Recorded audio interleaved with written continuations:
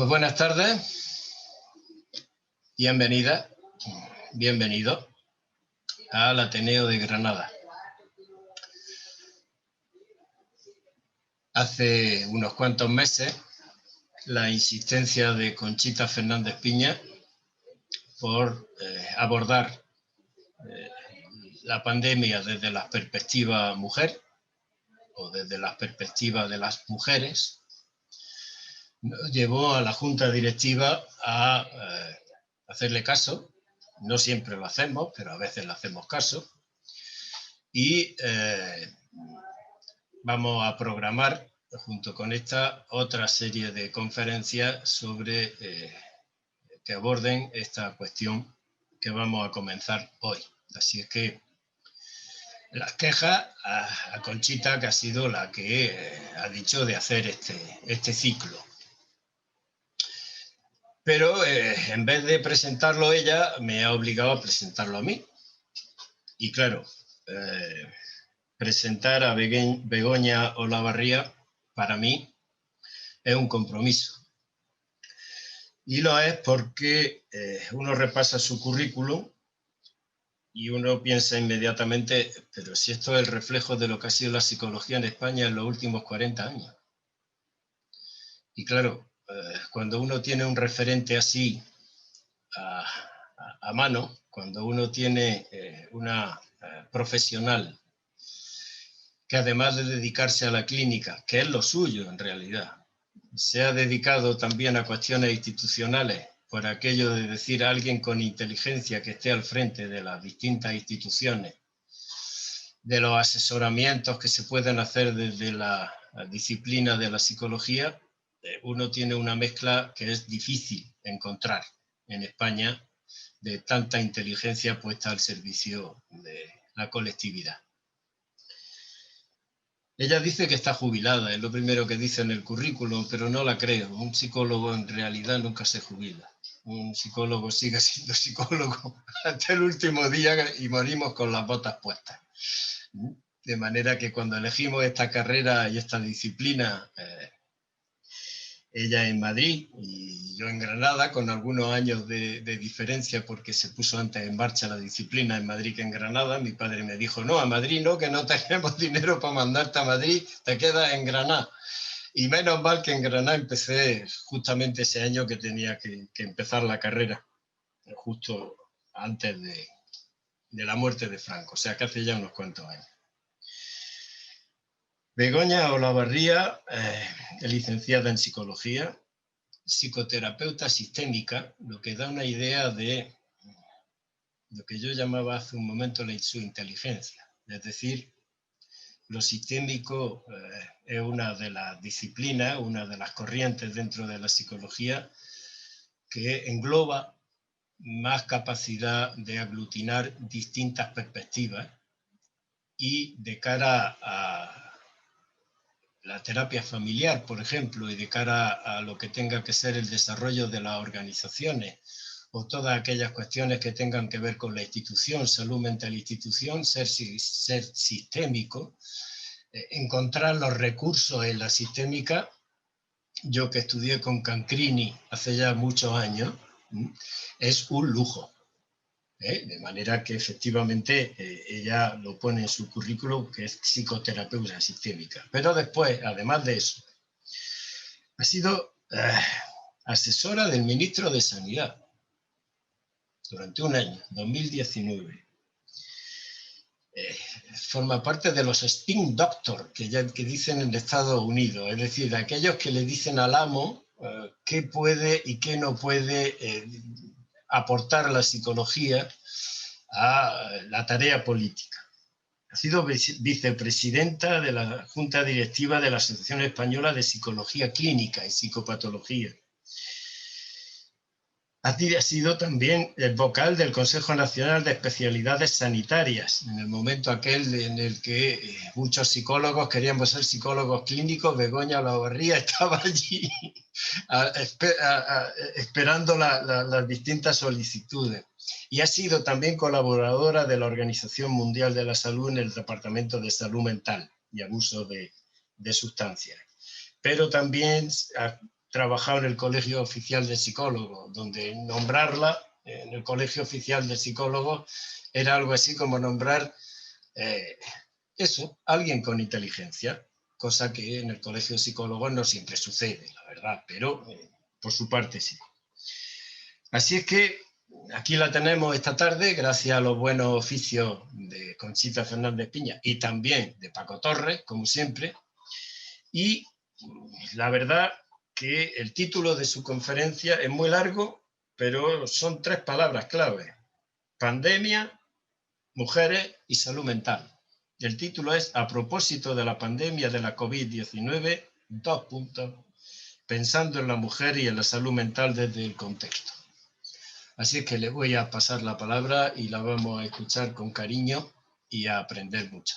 Muchas gracias, Begoña, por estar aquí esta tarde. A tu disposición, el Ateneo de Granada. Muchas gracias. Muchas gracias también a los asistentes. Muchas gracias por semejante generosa presentación. Jesús, que te agradezco, que me da acogimiento y también responsabilidad. Y espero que me escuchéis bien, que se escuche bien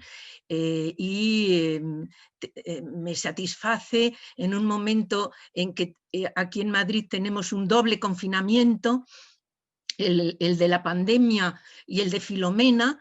No sé cuál es peor, el de Filomena es abrumador también.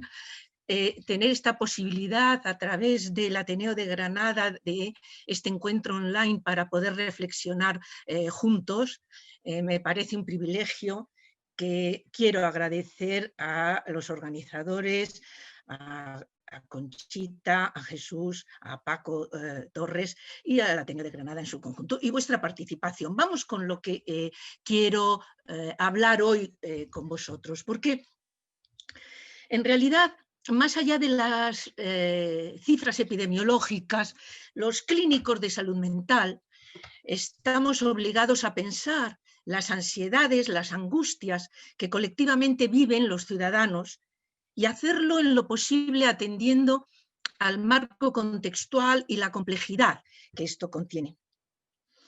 Y más en esta experiencia colectiva de oscuridad que contiene esta crisis del COVID.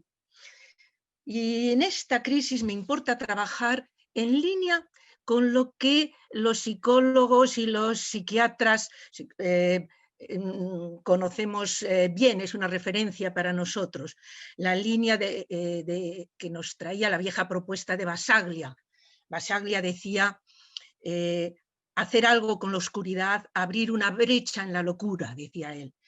Y yo creo que esa línea todavía hoy nos sirve, o por lo menos a mí me sirve, porque en realidad lo que vengo a hablaros a vosotros es para pensar la oscuridad de esta crisis y para buscando abrir brechas en ella. El virus está trayendo una nueva crisis planetaria a la crisis planetaria de la humanidad, en una era que es la era de la globalización, una crisis que revela, una vez más, nuestra interdependencia. Una interdependencia tal que obliga a pensar en los ejes de la respuesta, que a mi juicio, de la respuesta a la crisis, que a mi juicio han de ser pensados en torno a la solidaridad y a la respuesta planetaria. Una perspectiva nueva en su operativización global. El problema principal es obviamente la salud. Los servicios sanitarios de atención primaria y hospitalaria, víctimas de ahorros sin sentidos, están abrumados. Las declaraciones de los médicos son contradictorias. Algunas advierten de un gran peligro, otras tranquilizan sobre la baja tasa de mortalidad. Las autoridades públicas están adoptando medidas de protección que solo pueden aislar parcialmente a los enfermos o a los sanos en peligro.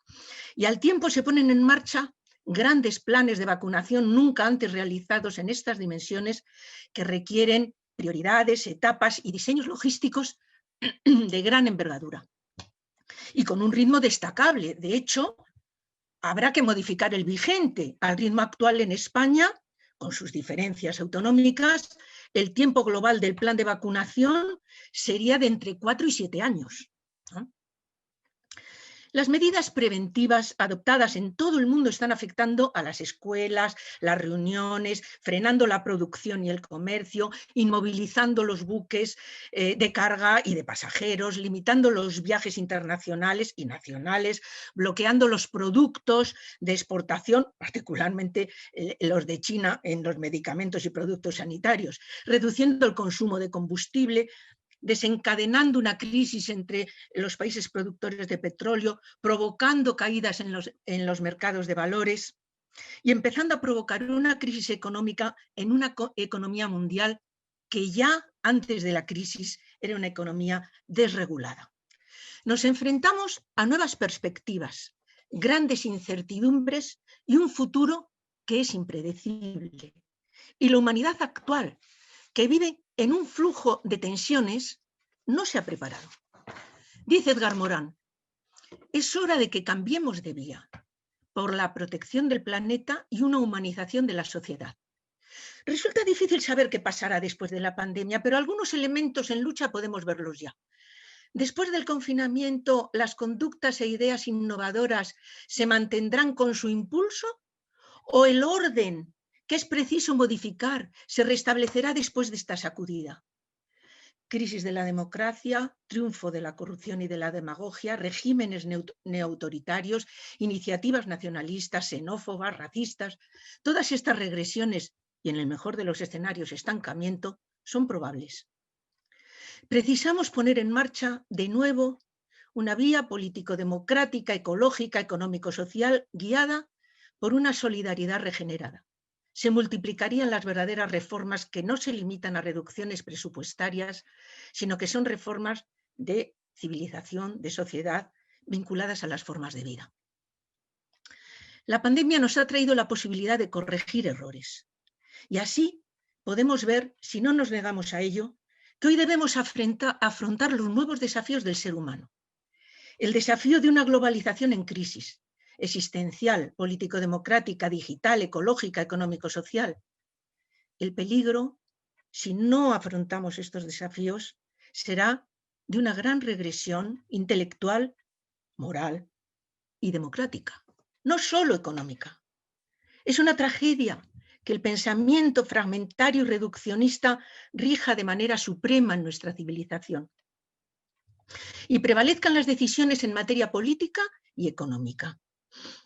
En mi opinión, las carencias en la forma de pensar, aunadas a la hegemonía incuestionable de una sed desenfrenada de lucro, son responsables de innumerables desastres humanos. Desde luego, los que ocurrieron a partir de febrero del 2020.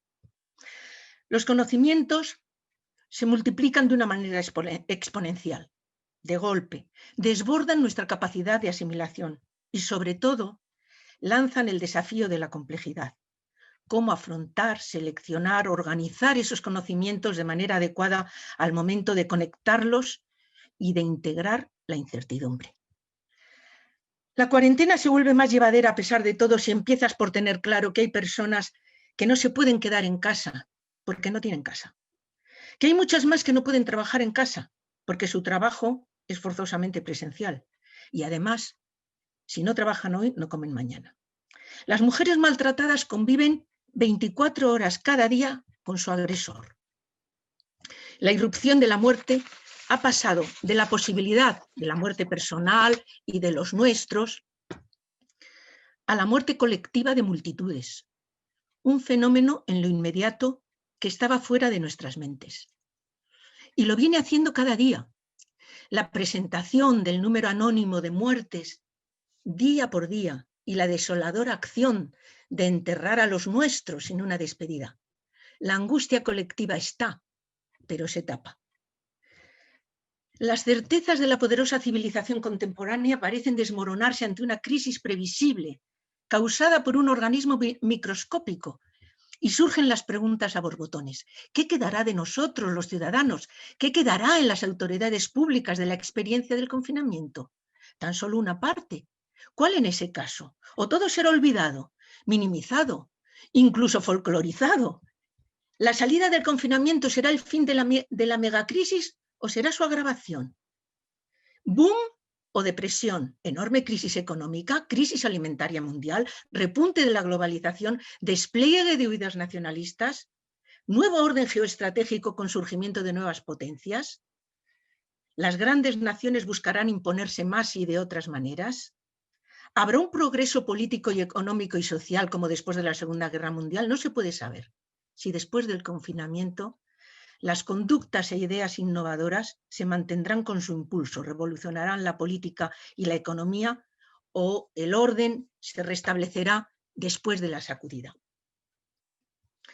Podemos tener el gran temor de la regresión generalizada que ya se llevaba a cabo durante los primeros 20 años de este siglo. Crisis de la democracia, triunfo de la corrupción, triunfo de la demagogia, regímenes populistas, neoautoritarios, iniciativas nacionalistas, xenófobas, excluyentes. Todas estas regresiones son probables, pero también caben las reformas, que son reformas de civilización, sociedad, vinculadas a las reformas de la vida.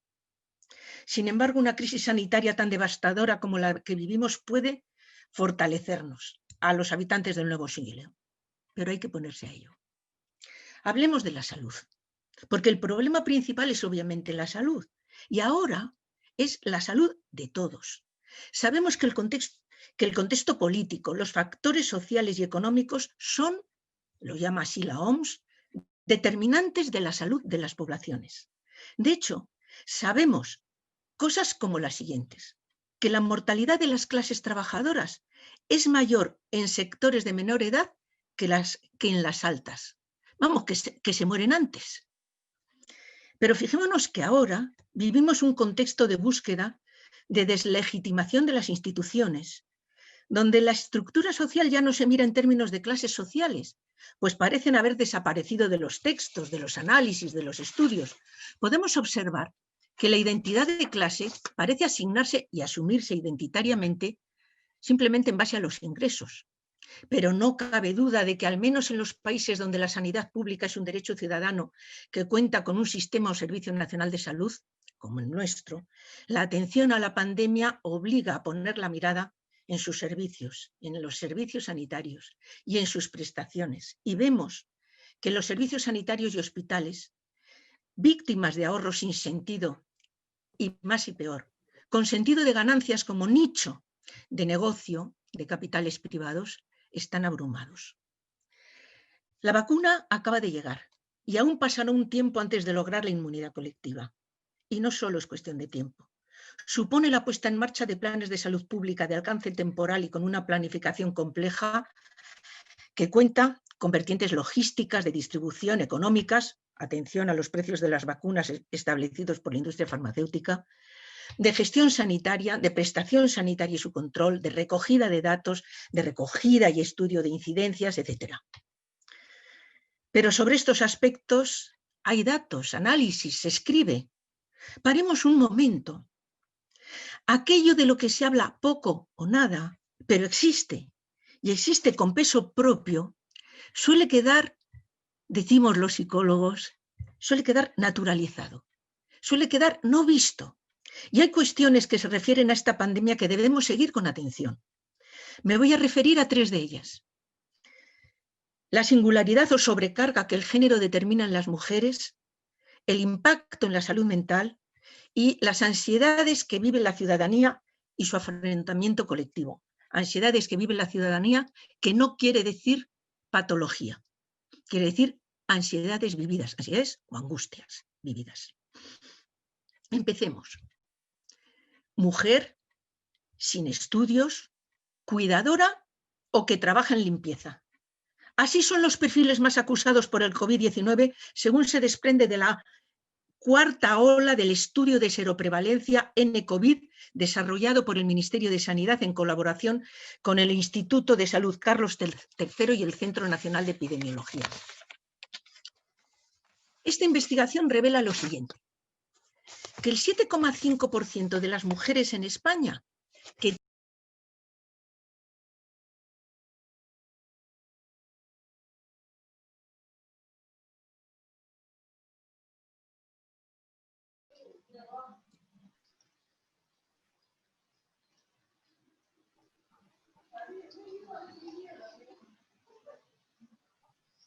Está silenciado el micro de Begoña.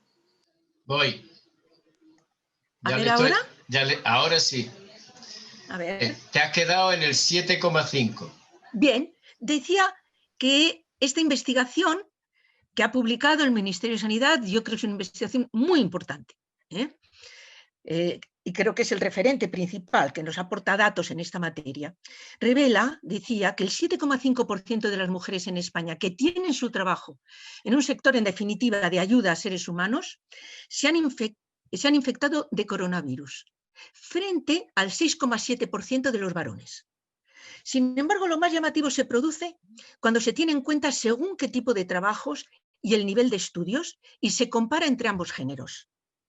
Así, el 11,7% de las mujeres infectadas se dedican al sector del cuidado a domicilio, frente al 0% de los hombres. Claro que el estudio no refleja datos de este colectivo, porque es prácticamente inexistente.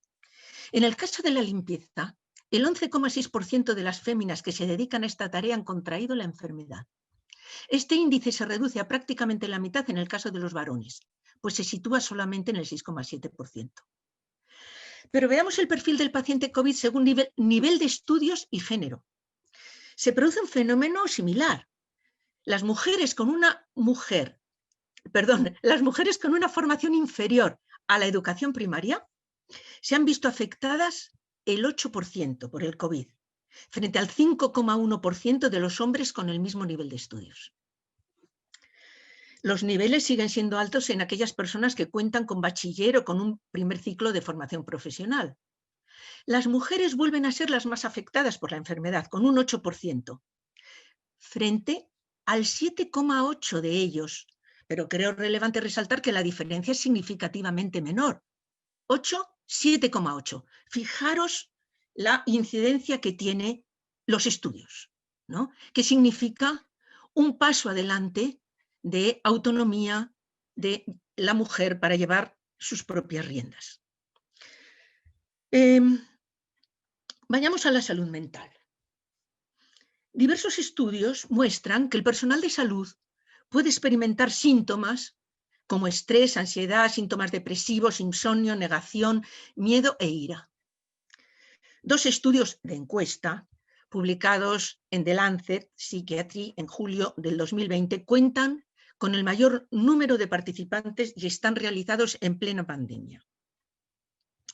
Bueno, no voy a entrar en muchos detalles, pero sí que quiero señalar que se observó que la tasa de ansiedad, estoy hablando en encuesta, en el personal de salud fue del 23,04%, mayor en mujeres que en hombres y mayor en enfermeras que en médicos.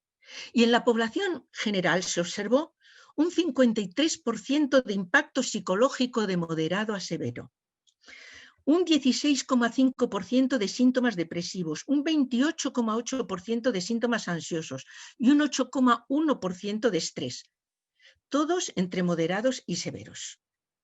Los perfiles asociados con los niveles más altos de impacto psicológico, estrés, ansiedad y síntomas depresivos fueron sexo femenino, ser estudiante, tener patologías físicas y una percepción propia, una autopercepción de baja salud.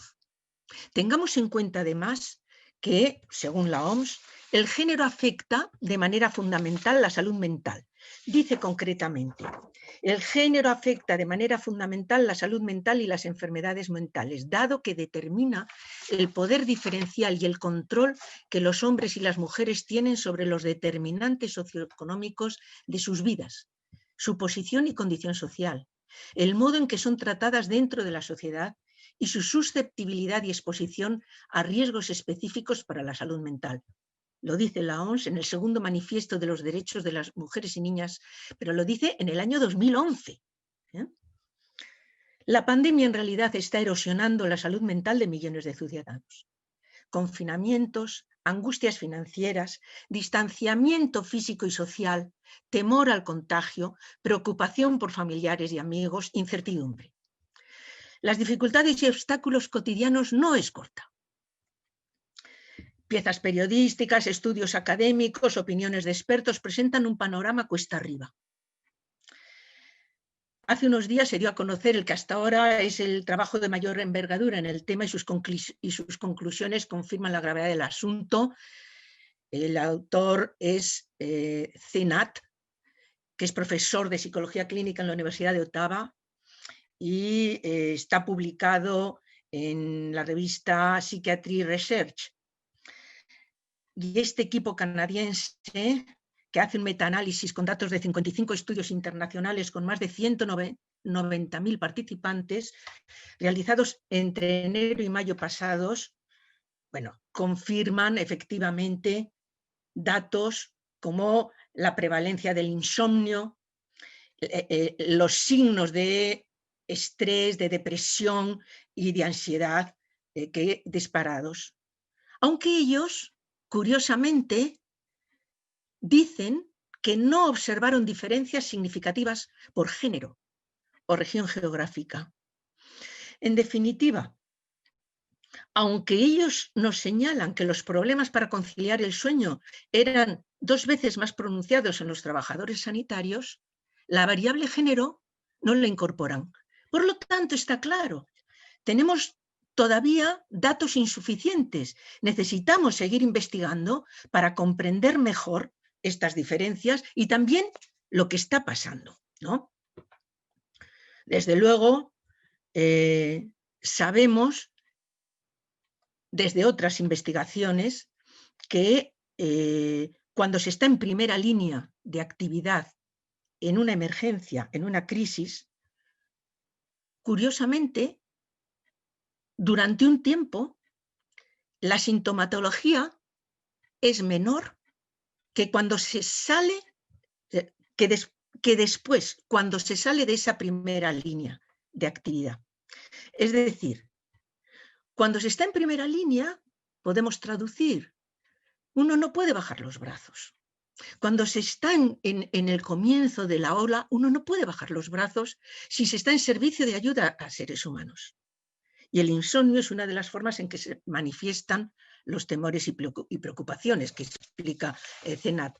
Luego vamos a ver un poco, vamos a resignificar ese elemento, porque, vamos a decirlo ya, el insomnio sabemos que puede desencadenar otros problemas, es precedente en relación a otros problemas, tales como la depresión, incluso ideas suicidas, ¿no?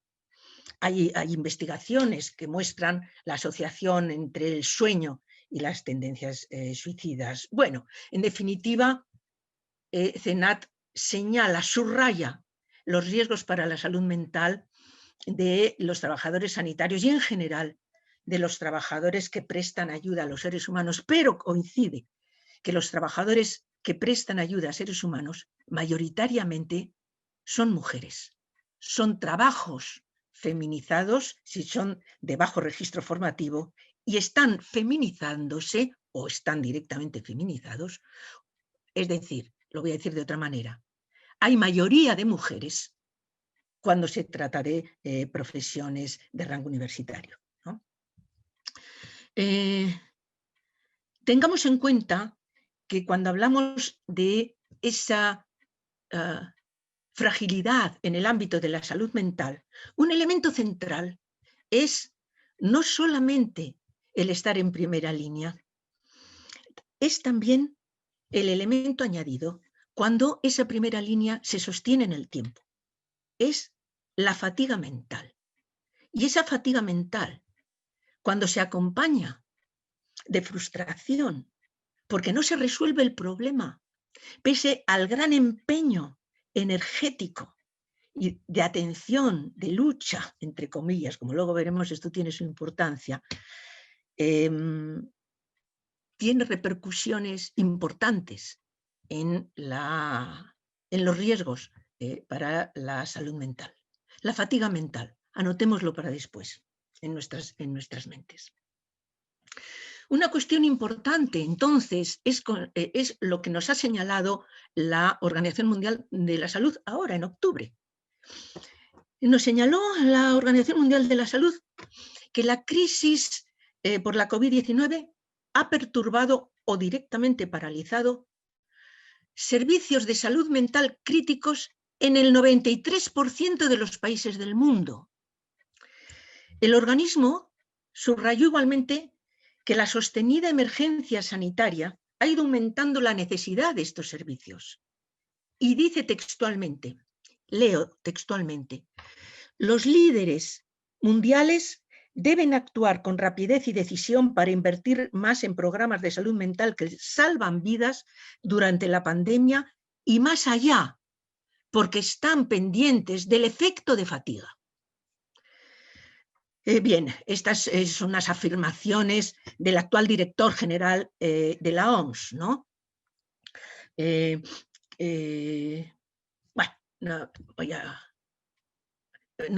no voy a entrar en muchas más cosas, más que en un estudio que ha publicado la OMS también en octubre, ¿no? Que abarca 130 países y que pone de relieve la necesidad urgente de incrementar la financiación del sector de la salud mental.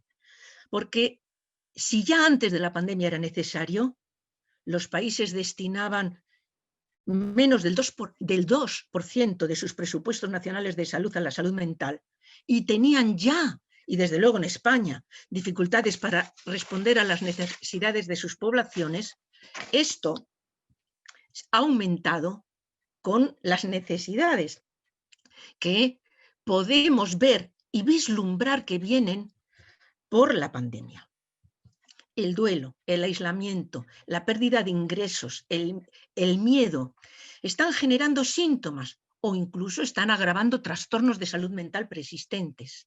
Hay un aumento de consumo de alcohol y drogas, desde luego crecientes problemas de insomnio y sintomatología de ansiedad. Desde luego, la misma COVID sabemos que puede traer consigo complicaciones neurológicas y mentales, ¿no? Bueno, dejando aparte de todas estas cosas, es indudable que hay un aumento de la violencia intrafamiliar, no hay ventilación. En el confinamiento todo queda dentro de los domicilios, de los hogares. Bueno, había oído algo, no sé si los demás, como un ruido de fondo. Bueno, ¿sigo? Sigue, que yo le corto. Sigue, por favor. Vale, sí. Decía que hay un aumento de la violencia intrafamiliar y que la situación de las maltratadas es más angustiosa. Aunque hay menos asesinadas. Veamos que esta cuestión también, parémonos un momento, porque hay menos asesinadas, lo que no quiere decir que haya menos violencia, aunque han caído casi todos los indicadores de profesionales, si no digamos de demanda propia, excepto que, ¿qué es lo que no ha caído, sino que se ha incrementado? Las llamadas de auxilio al teléfono 016. Se registraron como denuncias 10.000 denuncias menos en el primer semestre del 2020 que en el del 2019. Los delitos enjuiciados cayeron de 26.433 a 16.908, según los datos del Consejo General del Poder Judicial. Hubo 1 millar menos de órdenes de protección. En el confinamiento se suspendieron parte de los procedimientos, es decir, el controlador, el maltratador, controla desde dentro de la casa en la convivencia diaria durante muchas más horas, disminuyendo la posibilidad de salir, disminuyendo la posibilidad de ventilación. El impacto mental es innegable. La fatiga mental de este largo proceso, con sus muchos avatares, amenaza el incremento de trastornos. El estudio de la OMS, que antes mencionaba, y que fue llevado a cabo entre junio y agosto de 2020 en 130 países de las 6 regiones de la OMS, con el objetivo de evaluar las alteraciones sufridas por los servicios de salud mental y de tratamiento de las toxicomanías como consecuencias de la COVID, ¿no? Y determinar los servicios que han sufrido perturbaciones y analizar las medidas tomadas por los países para adaptarse y hacer frente a estos problemas, mirad los datos que aportan, porque nos encontramos en una situación en donde no se están preparando los dispositivos asistenciales para hacer frente a estas necesidades de la población. Nos dice el estudio de la OMS lo siguiente. Respecto de los servicios de salud mental, dice que más del 60% de los países señaló perturbaciones de los servicios de salud mental destinados a las personas vulnerables, incluidos los niños y adolescentes en un 72%, las personas mayores en un 70% y las mujeres, particularmente las que requieren servicios prenatales o postnatales. El 67% de los países observaba perturbaciones en los servicios de orientación psicológica y de psicoterapia, el 65% en los servicios esenciales de reducción de riesgo y el 45% en los tratamientos de mantenimiento con agonistas de opiáceos para los adictos a los opiáceos. Más de un 35%, más de un tercio, perdón, un 35% señaló perturbaciones en las intervenciones de urgencia, incluidas las de las personas afectadas por delirios, síndromes de abstinencia, etc. En torno a las 3/4 partes de los países señalaron perturbaciones al menos parciales en los servicios de salud mental directamente ligados a los menores y también ligados a sintomatologías en lugares de trabajo, el 78% y el 75% respectivamente. Pero sin embargo, el 89% de los países señalaron en el marco del estudio que la salud mental y el apoyo psicosocial formaban parte de sus planes nacionales de respuesta a la COVID-19. Pero no nada más el 17%, y con límite, disponen de una financiación adicional. Digo con límite porque esa financiación adicional respecto del 2% de origen sigue siendo insuficiente para sufragar las necesidades precisas. Porque hay que tener en cuenta una cosa. Además de lo que hace referencia a las necesidades de la población, es preciso aportar de manera suficiente programas de autocuidado para los profesionales y trabajadores de los servicios de ayuda y acompañamiento a seres humanos, porque hay que crear espacios seguros para compartir experiencias en el lugar de trabajo. Hay que ofertar programas, porque se trata de generar espacios seguros para generar prevención, porque sabemos ya, por las investigaciones que antes he mencionado, que pasado un tiempo de primera línea de esfuerzo, llega la caída sostenida con energía, atención, pelea, y llega la caída, y en esa caída es cuando aparecen ya trastornos, no síntomas, no signos, trastornos.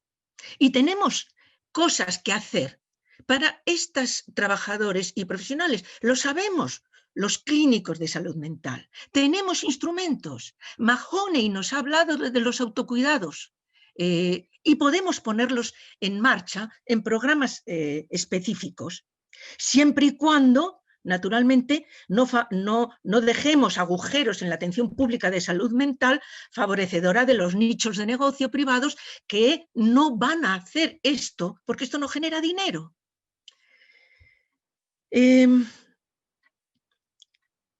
Necesitamos introducir la responsabilidad del autocuidado, haciendo que los profesionales y trabajadores que se dedican a esta actividad no tengan temor de mirar y reconocer el impacto psicológico y las emociones que viven cuando están haciendo su trabajo.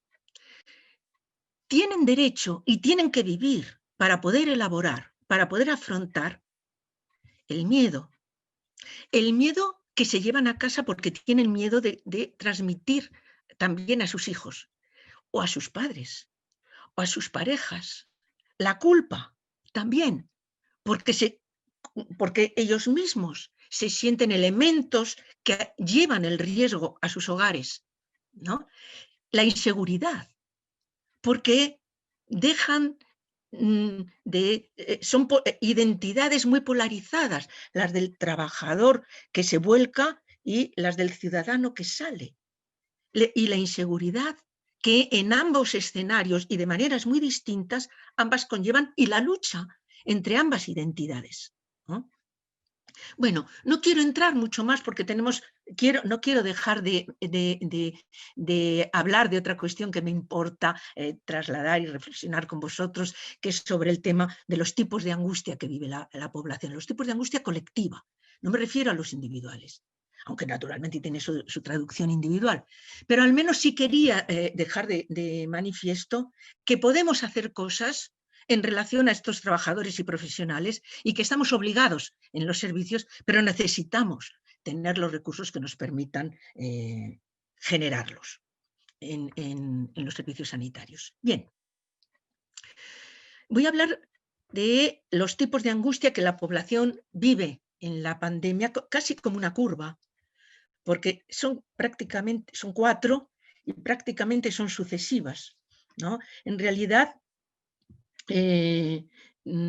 pocos trabajos se han publicado sobre la angustia no sanitarizada, ¿no?, que vive la población en esta pandemia, y sin embargo creo que es algo muy, muy relevante y que también nos obliga a reflexionar porque nos alerta hacia dónde andar, en mi opinión. La primera angustia sería de la primera angustia colectiva, que no significa una patologización, sino la vivencia, una vivencia que es en gran medida colectiva, aunque se juegue individualmente, pero que la podemos identificar, es la angustia de intrusión, o si queréis, la angustia persecutoria, y se produce como señal de angustia por algo que podemos reconocer, cualquiera de nosotros, por un impacto que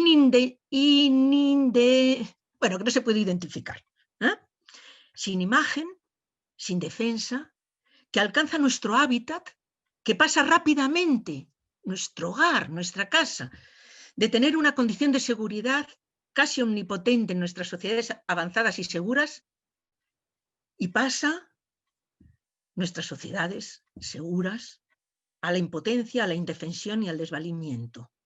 Es preciso considerar 2 características de la vivencia en esta pandemia, ¿no? La inminencia y la omnipresencia de la infección, y al mismo tiempo la indeterminación, o si queréis, la falta de localización específica. A esto tenemos que añadir otro elemento, que es la imposibilidad de una fuga completa, la imposibilidad de una plena separación para una anulación completa del peligro. ¿Qué es lo que hacemos? ¿Qué es lo que podemos hacer? Y de hecho hacemos movimientos inseguros de separación, siempre de manera incompleta, siempre un poco indefinible, de una presencia donde la inminencia juega un papel determinante. Pero fijaros en una cosa que es muy importante para la vida psíquica. La imposibilidad de fuga fractura el esquema defensivo del ser humano, porque el esquema defensivo del ser humano separa lo familiar de lo extraño. El amigo, el familiar, resulta que pasa a ser el lugar de la máxima oscuridad, del peligro. La metáfora de la guerra ha venido siendo un esfuerzo colectivo para abordar esta angustia. Pero quiero señalar que es incorrecta respuesta, y siendo incorrecta, además de incorrecta, es inútil. La metáfora de la guerra tiene la tarea objetivo de restituir el límite y diferenciación máximos entre lo conocido y lo desconocido, lo amigable y lo enemigo. Pero ese límite no se puede definir en la pandemia. Además, la metáfora de la guerra no permite el duelo que toda guerra precisa. Así que la metáfora de la guerra no solo no contiene, sino que abunda en los efectos de la angustia, de esta angustia que hemos dado en llamar paranoica o de intrusión. No tenemos guerra, tenemos miedo, que es un efecto de esta angustia. La respuesta psicológicamente funcional y pertinente ante esta angustia es el confinamiento, porque es la manera de restituir un lugar hasta cierto punto seguro. Pero ojo, resulta que eso no es así y no tenemos que perderlo de vista en la violencia intrafamiliar, donde al revés, la casa se convierte en un síntoma, en un lugar de máxima tensión sin posibilidad de ventilación. Y de otra manera, también en los adolescentes, porque los adolescentes que tienen en el referente de sus iguales y en la transgresión de las reglas del sistema familiar en lo que les toca vivir, se ven obligados a convivir continuamente, sin salida físicamente de su casa. Bueno, el confinamiento, por otra parte, implica una pérdida fenomenológica de la libertad, obviamente. Y en ocasiones se presenta como una dictadura sanitaria. Pero me gustaría que pudiéramos pensarlo, de hecho lo propongo, de otra manera, como otra experiencia de libertad, una experiencia distinta, de libertad solidaria y democrática, donde la comunidad es cuidada por mí.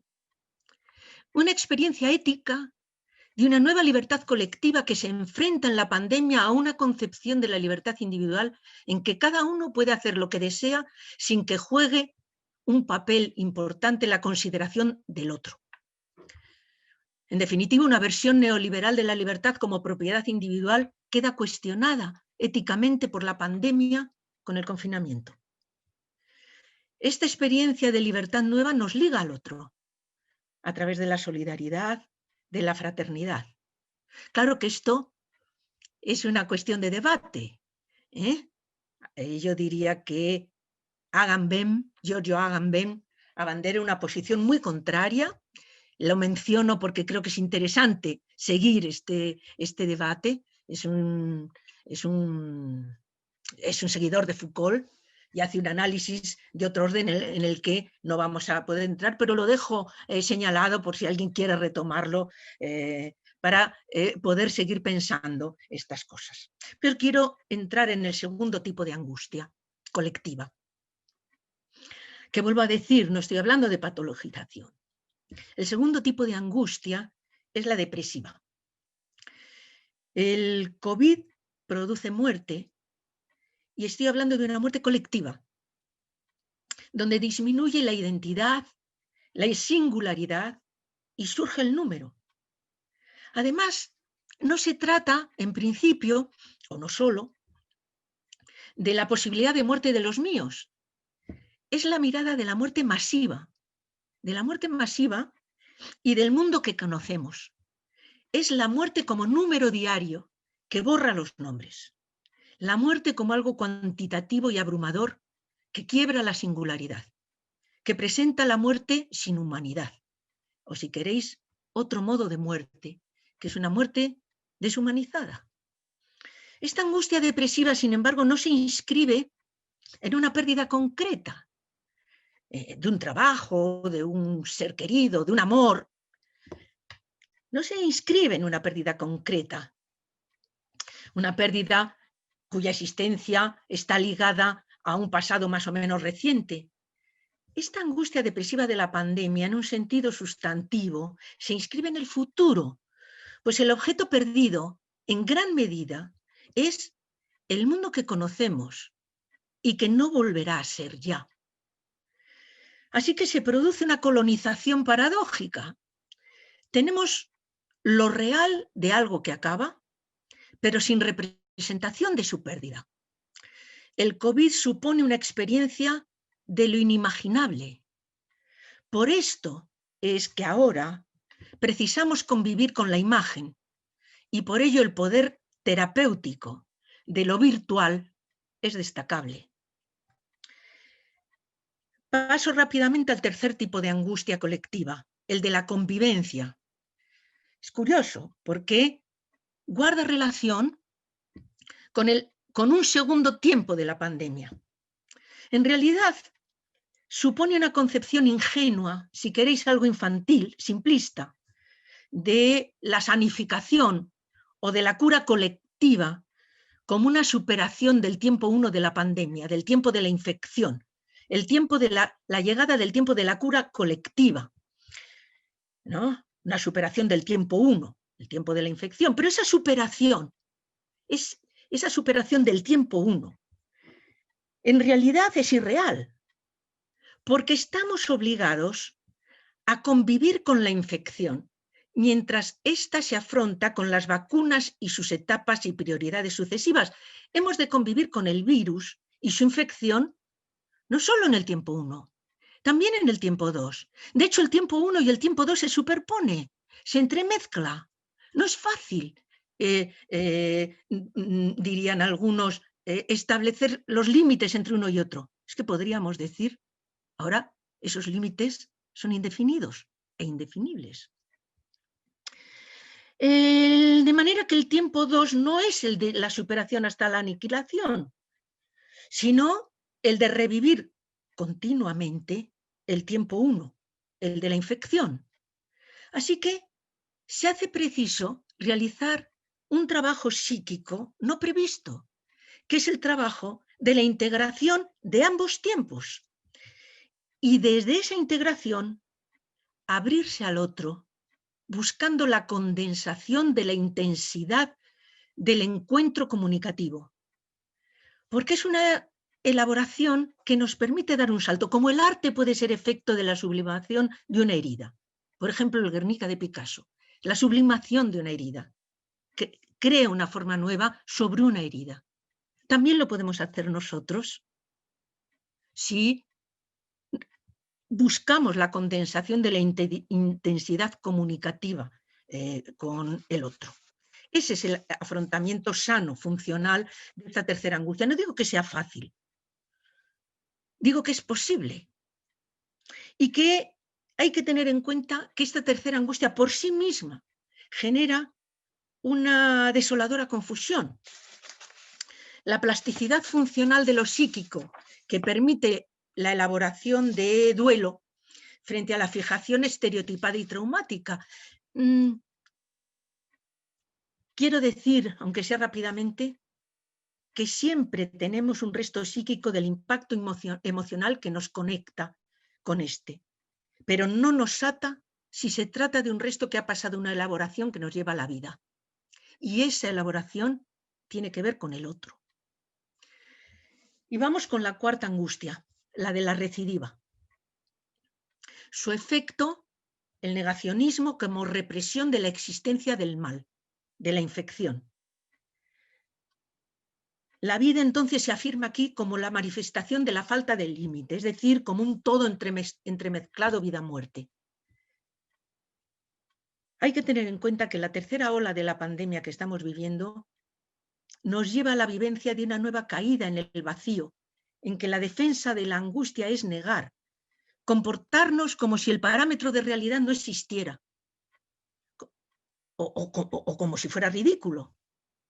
Pero hacer eso amputa nuestra percepción y la convierte en disfuncionante, tanto para nosotros como para los otros.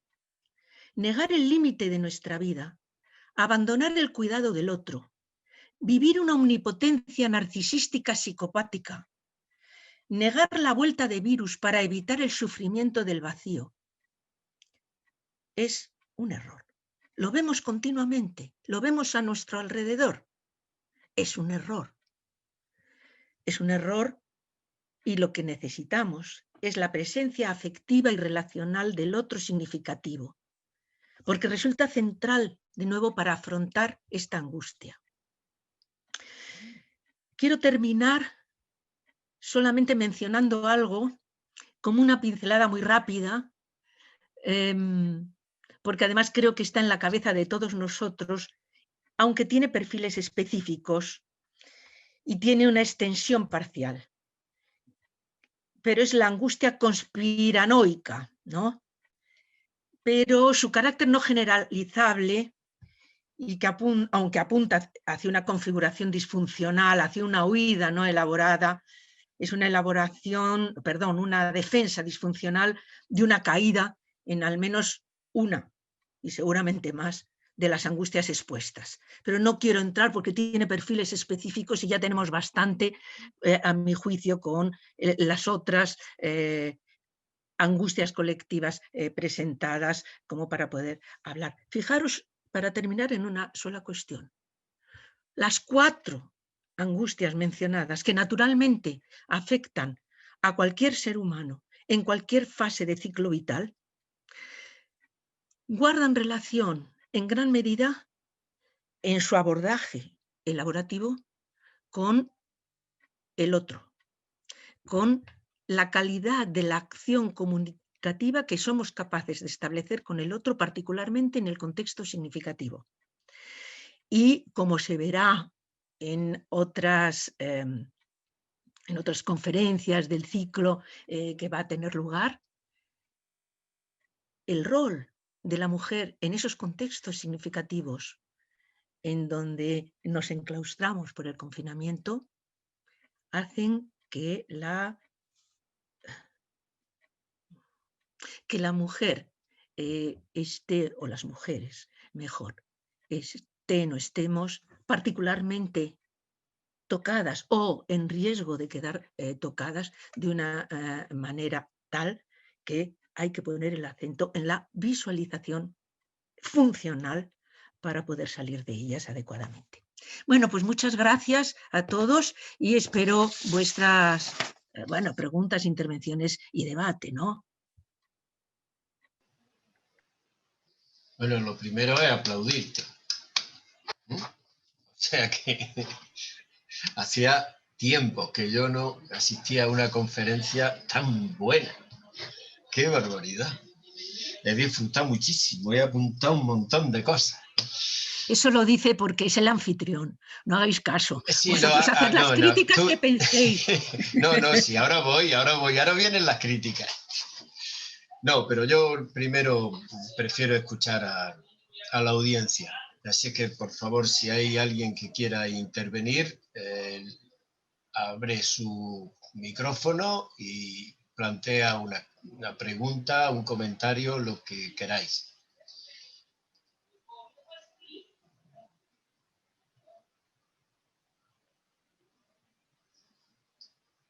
¿Alguien quiere intervenir? Bueno, pues entonces me dejáis campo abierto. Si me lo permites. Claro, por supuesto. Sí, bueno, yo solo un comentario obligado. Lo había puesto en el chat, pero por si acaso no se veía. Como tú, la verdad es que hay 1000 cosas que apetecería. Yo creo que no hay ni una sola frase que haya pronunciado Begoña que no tenga su análisis como para anotarla y pensarla con mucha reflexión, con mucho detenimiento. Sinceramente, Begoña, no es pasión de amigo, pero es el análisis más lúcido y más brillante que yo he oído y he leído sobre lo que nos está suponiendo esta pandemia. Enhorabuena, felicidades. Bueno, muchas gracias. Con amigos así da gusto, pero recibir este mensaje de Rafa Ballester, Rafa Ballester es un buen amigo, pero además es un profesor de la Facultad de Psicología. No sé si ya eres catedrático, si no, sí, ya sí, eres, sí. ¿no? Eres catedrático. Y bueno, yo creo que tenemos, que yo vea aquí algunas personas del ámbito académico, también Paco Torres, por supuesto, Ana Sánchez, aunque es de otro ámbito, ¿no? Y bueno, a ver, es que no me resisto a decirlo. Os agradezco tanto que os pongáis a escucharnos a los profesionales y que os agradezco tanto vuestra escucha valorativa, ese contacto singularísimo que habéis cuidado siempre con los servicios, con los dispositivos asistenciales de una manera privilegiada, que bueno, al menos en este contexto, alguna vez os lo he dicho personalmente, pero creo que no mucho. Aprovecho la ocasión ahora. Muchísimas gracias. Gracias a ti, Begoña. Ha sido de verdad muy enriquecedor y ha sido un verdadero deleite escucharte. Absolutamente. ¿Alguien más quiere hacer uso de la palabra? Adelante. Soy Ana Sánchez, que había pedido... Adelante, Ana. Hola, Vale. a todos y todas. Yo Se oye despacito, eleva el volumen. a ver dónde tengo el volumen. Pero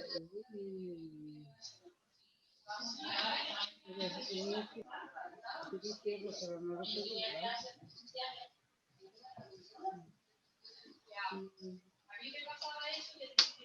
¿Puedes? Ahora lo has quitado, ahora lo tienes. Está abierto, pero no tengo capacidad yo para... Ahora se te oye mejor. Vale, es que me he acercado más. Vale, venga, adelante, cuando quieras. Bueno, yo estoy entrando en contacto con vosotras y vosotros, desde la iniciativa de Begoña, que vi en unas cosas en Madrid, y ella y yo tuvimos un acercamiento total.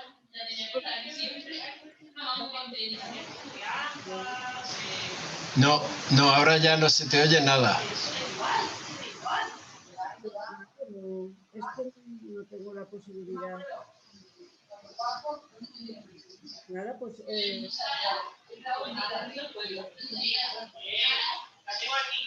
nada. ¿Lo intentas de nuevo? Bueno, pero si no se me oye, es que no lo entiendo. Porque... No, se te oye, al final algo le pasa a tu micro. Sí, bueno, pues lo resolveré para el día que yo os cuente cosas. Vale, muchas gracias, Ana, de todas maneras. Miguel Morales había pedido la palabra. Miguel.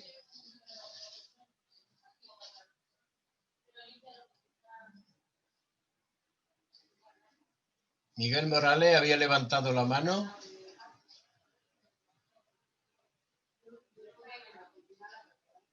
¿Está por ahí, Miguel? ¿No? Si quieres intervenir, solo tienes que quitar el micro, Miguel. Bueno, pues mientras Miguel, lo siento mucho por Ana, la verdad que seguro que iba a decir cosas. Y mientras Miguel termina con su problema, yo sí tengo un comentario. Has dicho tantas veces la palabra sabemos, que es verdad, que sabemos muchas cosas. Fíjate que sabemos incluso de pensamiento contemporáneo. Han nombrado a Agamben, han nombrado a Foucault. Quiero decir que es una conferencia ilustrada. En la intervención del compañero hace un momento de Rafael Ballester, efectivamente se trata de una conferencia magnífica. Yo diría que incluso al nivel de lo que se está elaborando en este momento en Sudamérica sobre el tema de la pandemia.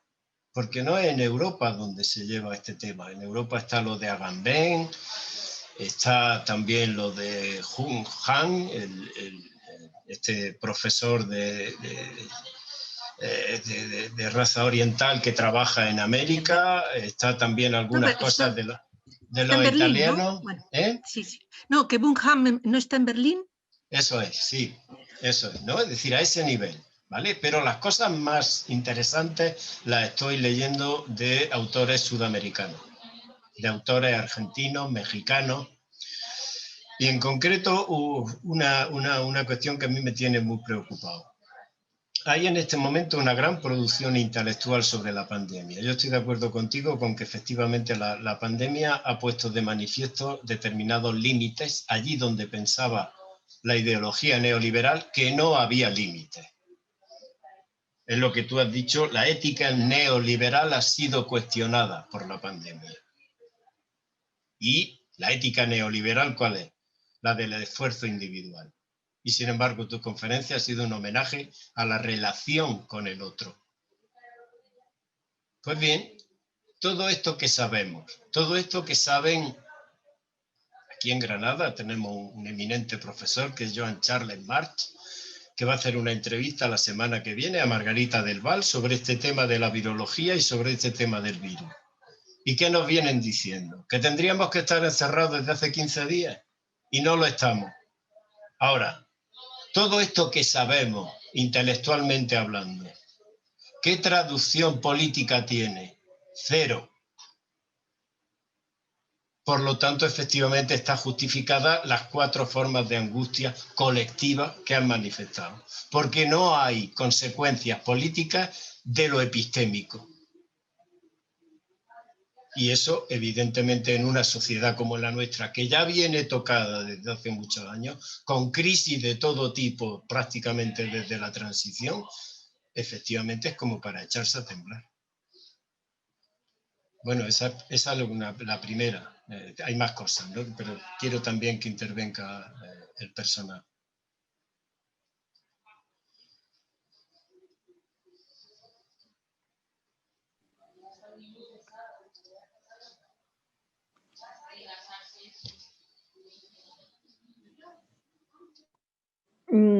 ¿Se puede? ¿Me oye ahora? Claro, Bien. ahora sí.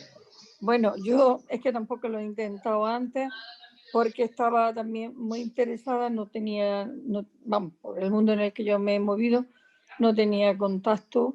Sin embargo, sí percibo cosas, evidentemente, como no me he visto en otra pandemia, pues sí he visto una evolución en el comportamiento, digamos, de la sociedad en la que me muevo, que es muy restringida cada día más, pero sí me he dado cuenta, y probablemente alguno me dais la razón, de que ahora mismo todo lo que sea limitar con criterios científicos, criterios políticos, ahora se está empezando a vivir cada vez por un mayor número de gente como una opresión. Y eso genera una cierta rebeldía en vez de una comprensión. Esta conversación en otros términos más breves, pero la he tenido yo al mediodía y he dicho, si no hacemos las cosas bien, durará más y será peor. Porque hay gente que no lo quiere entender. Yo me niego a pensar que la gente no lo entiende. Creo más bien que es una negación a entenderlo y que es mucho más fácil sumarse a lo que hemos visto el día 6 de enero, ¿no? A la expresión de hacer lo que nos dé la gana, porque tenemos esa libertad de hacer lo que queremos, y todo lo que no sea darnos la razón, eso es oprimirnos. Porque también creo que es una consecuencia de que vivimos una sociedad, vosotros que os dedicáis a esos estudios, no sé si me daréis la razón o diréis que también a mí se me ha ido la cabeza, pero me da la impresión de que en un porcentaje muy alto la gente no tiene nada más que derechos. No hemos desarrollado en la sociedad en la que vivimos, nuestros hijos, nuestra familia, nuestro medio de trabajo, la sensación de que tenemos obligaciones, que no solamente es derecho, porque vosotros habréis oído seguramente también, es que para eso pago. Es que esa sensación de que tenemos derecho para todo, más incluso que quieren que el papá Estado lo resuelva todo y encima no pagar. O sea, que como a ver, hay de todo. Pero sí, ahora sí he notado yo, o se ha puesto de manifiesto algo que probablemente estaba, ¿no? Que estaba en el sustrato de que hay una carencia de formación, de educación en valores muy profunda, que estaba y ahora mismo está cristalizando. Y esto que hace unos meses oíamos decir de que va a salir lo mejor de cada uno, hombre, yo no voy a generalizar, pero yo he visto salir lo peor de muchos y de muchas. Y no quiero entenderme porque esto ya son, probablemente vosotros tenéis otro nivel y otra percepción, pero digamos, la mía es como que más de andar por casa y con la gente con la que normalmente nos desenvolvemos cada día. Y muchas gracias por lo que Gracias a ti, Herminia. Begoña, ¿tú quieres responder algo o quieres intervenir?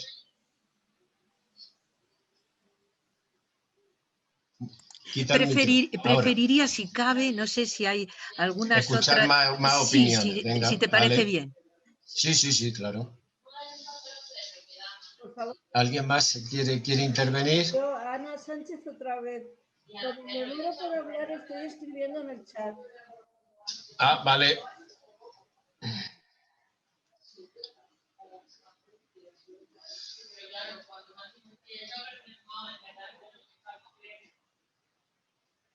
En el chat dice Ana Sánchez, contradictoriamente a las cuidadoras, las prostitutas no tienen derechos.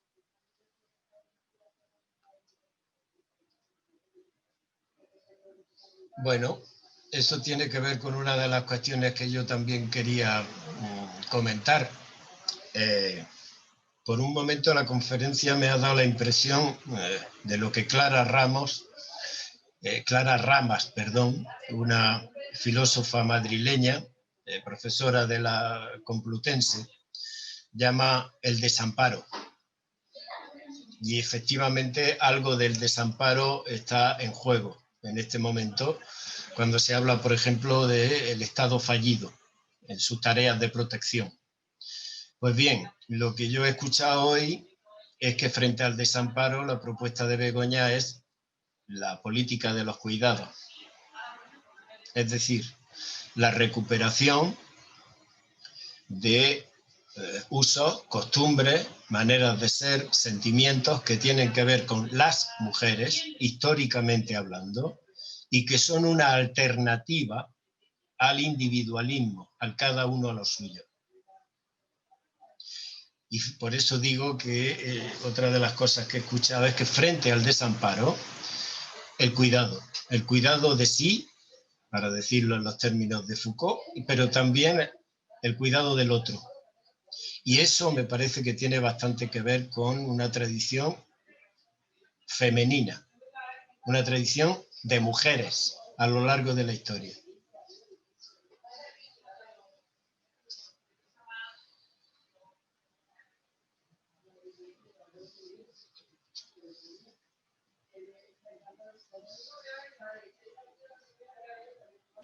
¿Alguien más quiere intervenir? Sí, ¿puedo hablar? Claro, adelante. Bueno, sobre todo, Begoña, agradecerte, me ha parecido impresionante, me ha vibrado muchos sentimientos. Y una de las cosas que me evoca, ¿no? Has detallado en tu exposición, bueno, pues las dificultades que tienen mujeres con bajos niveles de estudios, ¿no? Y me ha faltado quizás como la parte de las grandes profesionales sanitarias que están en el día a día y que han pasado la pandemia, ¿no? Que aparte de sanitaria han sido madres, han sido, bueno, algunas jefas también, y el impacto que eso está teniendo también, ¿no? Y eso lo uno a lo que en salud mental venimos observando en las unidades de adolescentes. Hay más ingresos ahora de niñas con trastorno de alimentación. No sé si tú tienes alguna idea de lo que puede estar pasando, ¿no? Pero en 2 unidades de adolescentes con las que tengo contacto está habiendo como una gran cantidad de ingresos por niñas con trastorno de alimentación, ¿no? Es decir, agradecerte porque pone, es decir, que no la conciencia ¿no? del personal femenino sanitario a cuidar, ¿no? Y cómo este dato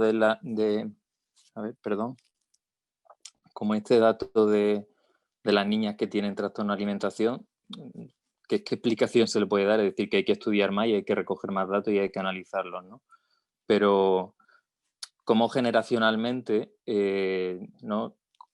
Cómo puede estar afectando en el contexto familiar el que se estén canalizando, se estén transmitiendo una serie de mensajes a las niñas, que bueno, que a mí me preocupa porque sí que en las consultas de salud mental infanto-juvenil hay más patologías, ¿no? En estos momentos bueno, pues casi diría, es decir, no tengo un dato exacto, pero están viniendo muchas niñas con este tipo de patologías, ¿no? Y vamos, me preocupa y me quedo con la imagen del Guernica, ¿no?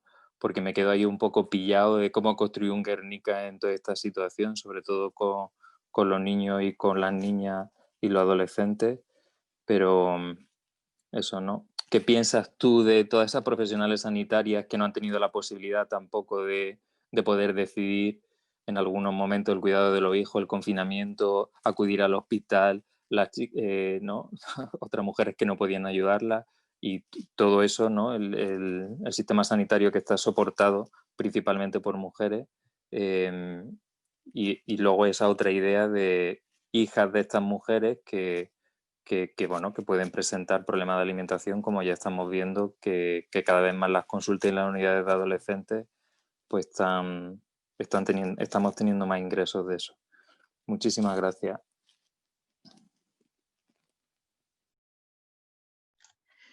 Bueno, sí, pues no sé si hay alguna palabra más, sino no, más que responder. Adelante, adelante. Sí, más que responder, decir algunas cosas que me surgen a partir de lo que os oigo decir, ¿no? Yo diría que he mencionado en un momento determinado que estamos en una crisis que pone de manifiesto elementos centrales de una crisis que tiene otros perfiles enormes y que, digamos, casi la englobaría, o tal vez esta crisis sea efecto de la otra megacrisis, o si queréis, en términos de Edgar Morin, policrisis, ¿no? Con sus distintas vertientes. La cuestión es que para salir, a mi modo, sabemos, sencillamente, otra vez utilizando el término de ser, porque sabemos muchas cosas. La cuestión es si somos capaces de ponerlas en relación incorporando la integración del conocimiento, incorporando la incertidumbre, incorporando en definitiva la complejidad frente al pensamiento compartimentado y simplista. Yo diría que si no hacemos esto, no digo que sea fácil, digo que es un camino posible y que tenemos inicios y que hay que recorrerlo, ¿no? Porque si no, nos quedaremos en el pensamiento compartimentado y, en definitiva, nos quedaremos en pensamiento simple que no hará posible la salida en el sentido del salto cualitativo que, a mi modo de ver, se requiere en la actualidad. Y esto significa que, naturalmente, tenemos que pensar en cuestiones como la que plantea Ana, ¿no? Ana Sánchez me decía qué pasa con las prostitutas, ¿no? Hablamos de los derechos de la mujer, pero las prostitutas no tienen derecho. Nos obliga a pensar en cuestiones como, por ejemplo, lo que plantea Bartlett con las personas desechables, ¿no? Tenemos personas en nuestras sociedades, personas desechables. Personas que, si no nos paramos a considerar su existencia, por cierto, su existencia activa, significativa, relevante en muchos parámetros de la vida, resulta que no cuentan en la representación social de lo que es la colectividad ciudadana, ¿no? De manera que, naturalmente, que tenemos que pensar en cuestiones como esa, o nos obliga también a pensar en lo que plantea la incorporación del pensamiento complejo en lo que mencionaba antes Diego Padilla, ¿no? Decía, ¿qué es lo que pasa? Que tenemos un incremento de adolescentes con TAC, con trastornos de alimentación, ¿no? Con anorexia, bulimia, etcétera, etcétera. Bueno, los adolescentes están en estado de confinamiento con unas dificultades para ventilar las tensiones transgresoras y las que guardan relación con su construcción relacionada, porque es elemento clave, con sus grupos de iguales, está tocada. Es un hábitat completamente tocado. Y yo diría que las desregulaciones, o si queréis, disfuncionalidades que existen en los contextos cotidianos en donde vivimos, en nuestras propias casas y familias, pueden dispararse más fácilmente porque la ventilación no existe o está muy limitada, ¿no? Uno está 24 horas sobre 24 con las mismas tensiones y sin posibilidad de salida. La elaboración de eso es mucho más complicado si no hay ayuda externa. Y la ayuda externa, como decía antes, no está llegando desde los servicios sanitarios. Sencillamente no hay ni dotación, ni medios, ni planteamientos a este respecto, por no decir lo que también han mencionado, no sé quién lo ha mencionado, no sé si también, bueno, no sé ¿Quién de vosotros ha planteado una cuestión que estoy completamente de acuerdo? He tratado antes de dar una pincelada, ¿no? Las profesionales sanitarias que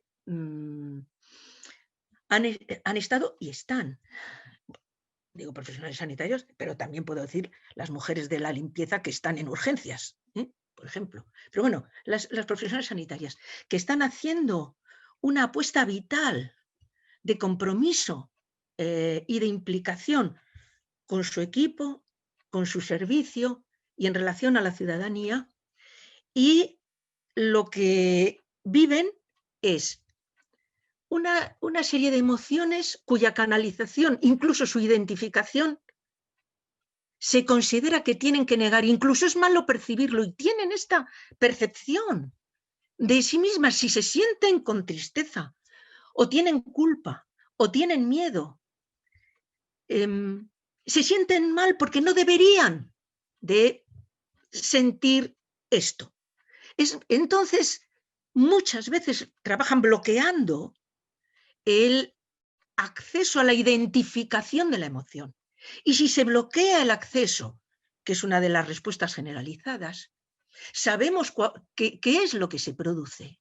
Sabemos que lo que provoca es el aumento exponencial del riesgo de salud mental. No de manera inmediata, porque está en la pelea, por una parte, en el hospital o en el servicio sanitario que se da en primaria, en urgencias, donde esté, pero también cuando llega a su casa.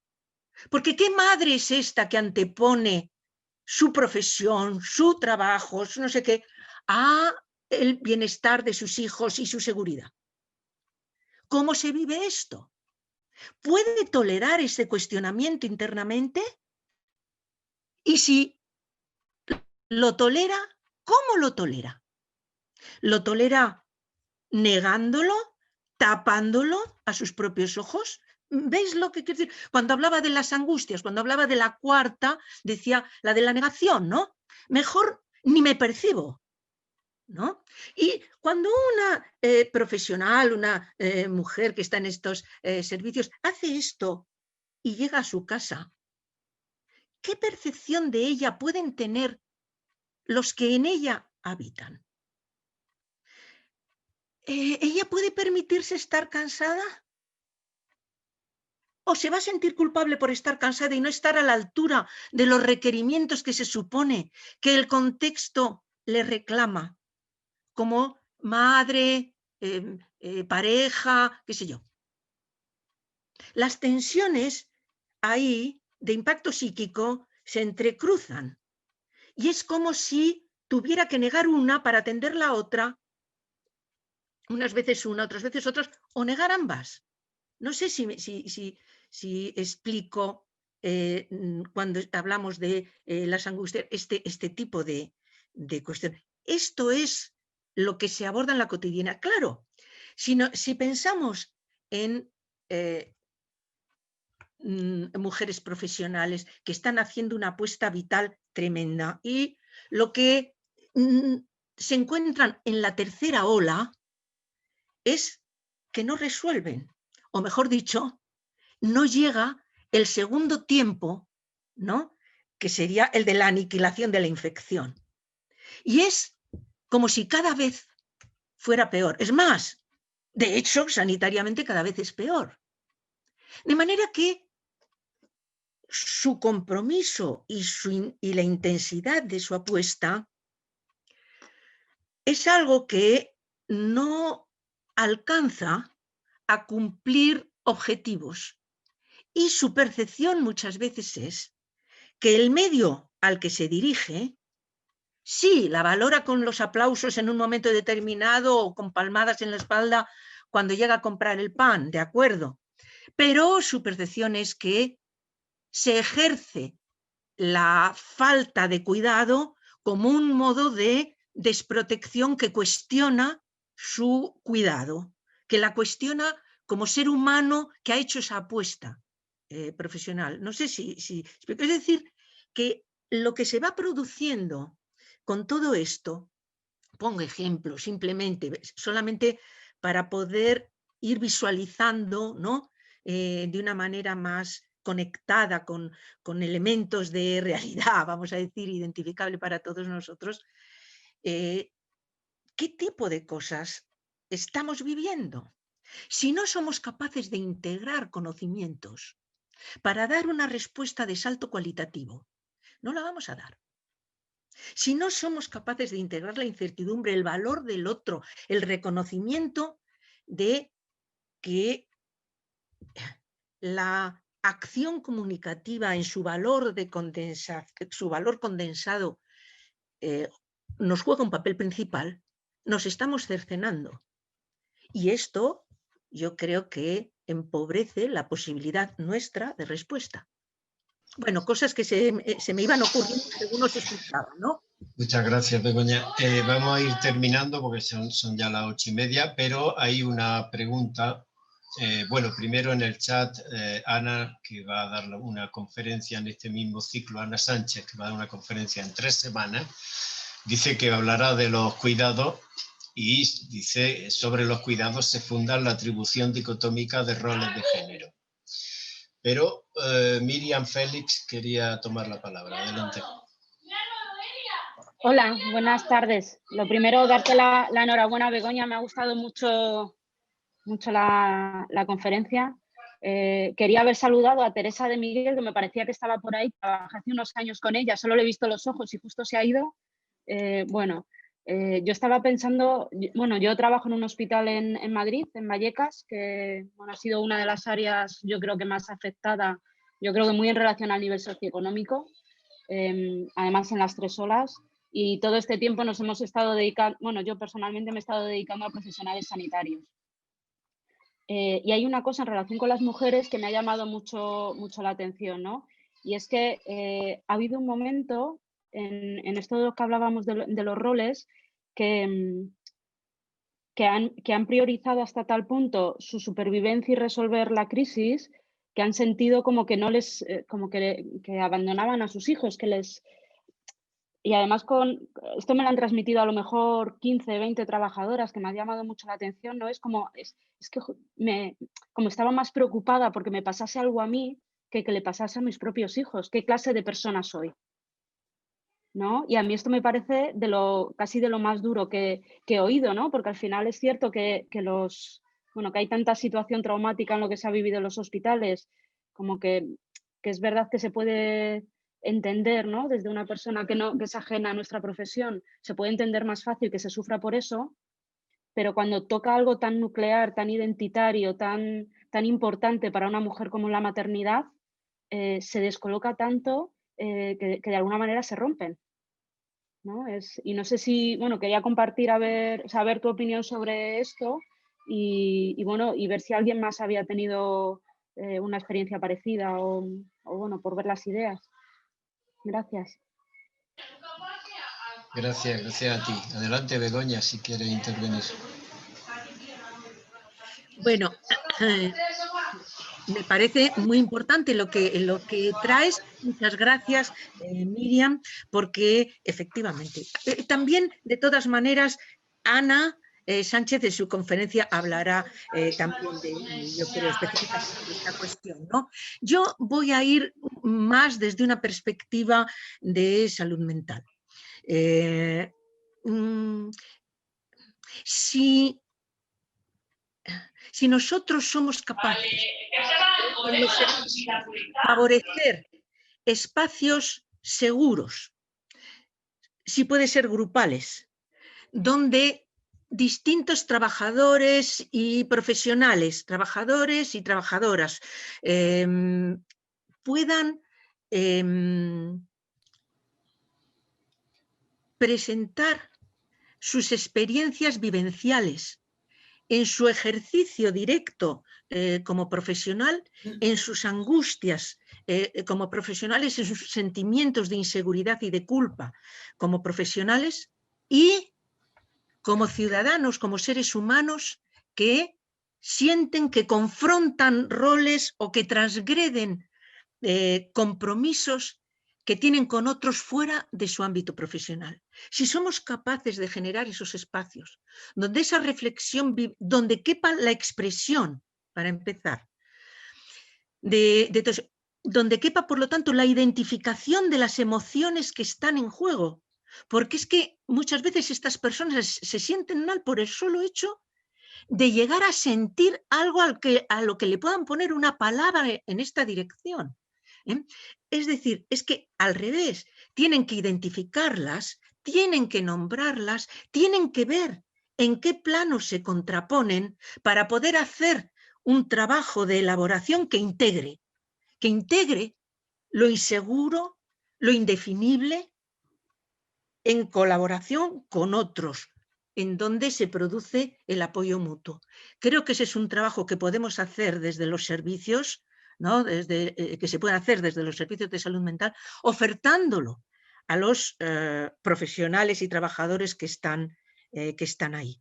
Y el problema es que para eso se necesitan recursos y una previsión, y no se está, a mi modo de ver, haciendo suficientemente. Afortunadamente, Miriam, gracias, porque profesionales como tú y en distintos servicios se está haciendo, afortunadamente, porque además lo que estáis haciendo nos permite conocer y pensar. Porque esta transmisión de lo que tú estás diciendo es necesaria. Es que no son los profesionales sanitarios que sencillamente trabajan y se van a su casa. No, son personas que sufren el impacto psíquico de su quehacer profesional y de su ciudadanía, y en una vivencia de contraposición. Claro que necesitamos conocer y pensar en relación a todo esto. Pensar el qué. ¿Cómo hacer para evitar la patologización? Porque si no, se patologizará. Muchas gracias, Miriam. Muchas gracias, Begoña. Conchita quería hablar. Bueno, gracias, Begoña. Y gracias de verdad porque nos has dado una idea magnífica de dónde estamos y qué es lo que tenemos delante. Yo creo que tú apuntabas a que teníamos que mirar al otro, a que teníamos que ver algo positivo de esto. En el Ateneo estamos viendo que es muy positivo el poder hablar con gente de Madrid, de Valencia, de Vallecas, como esta chica, como Miriam. Yo creo que nos tenemos que apuntar hoy un tanto bastante positivo en este aspecto, ¿no?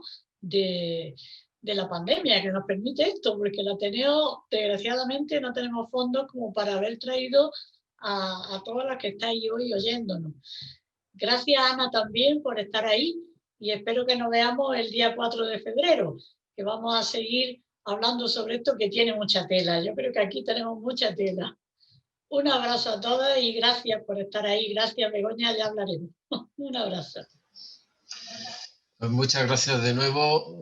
Gracias, Conchita, por esa despedida. Voy a finalizar, no sin antes deciros que os cuidéis y que cuidáis también de los que os rodean. Efectivamente, esta es una oportunidad para cambiar algunas cosas que no iban bien desde hace tiempo en España. Así es que cerramos. Buenas noches. Gracias, Begoña. Ha sido una conferencia magnífica. Gracias, Conchita. Gracias, Paco. Ana, nos vemos en 3 semanas y el Ateneo a su disposición. Muy buenas noches. Hasta pronto. Gracias, Jesús. Gracias. Gracias. Gracias a todos.